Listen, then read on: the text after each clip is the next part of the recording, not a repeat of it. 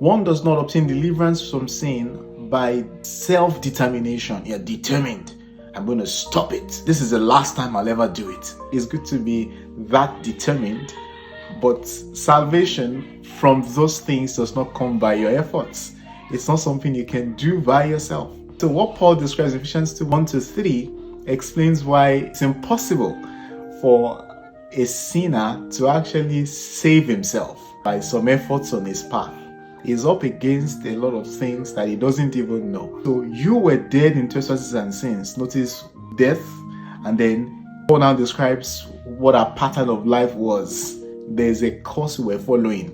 There's a pattern we're following, and that pattern is orchestrated, or it's actually propelled by a certain spirit, which is called the spirit of the world, prince of the power of the air, the spirit that is at work in the issue of disobedience. You realize that the sinner has a lot propelling him to sin.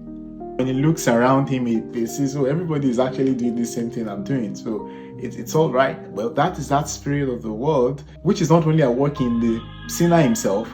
Notice Paul says this spirit is at work in the children of disobedience. So when the sinner looks around, he sees that there's so many people in his shoes, and then he just continues to sin. He's not the odd one out. He's not the only one who does these things. And so he's motivated to keep sinning. That's one of the strategies the spirit that Paul describes here uses. It's at work in many people. It's at work in the children of disobedience. And so the sinner is able to derive inspiration to continue in sin, even by looking at other people around him. A man can be saved from all of that.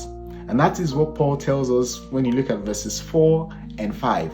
So Paul first tells us God's response to our life of sin. God is rich in mercy. God meets us in a sinful state with his mercy. So God, who is rich in mercy, and for the great love wherewith he loved us. It now says, even when we're dead in trespasses and sins, he had quickened us.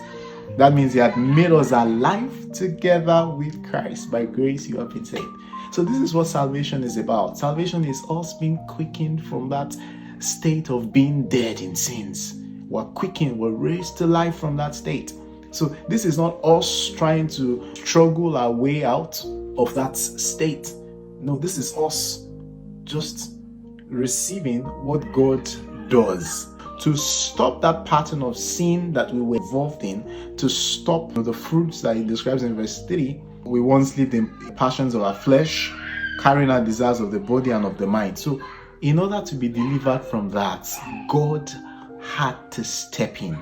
God had to show us his mercy and love. So it is mercy and love that actually pulls us out of that state. A man is saved by God's mercy, by God's kindness, by God's love and grace.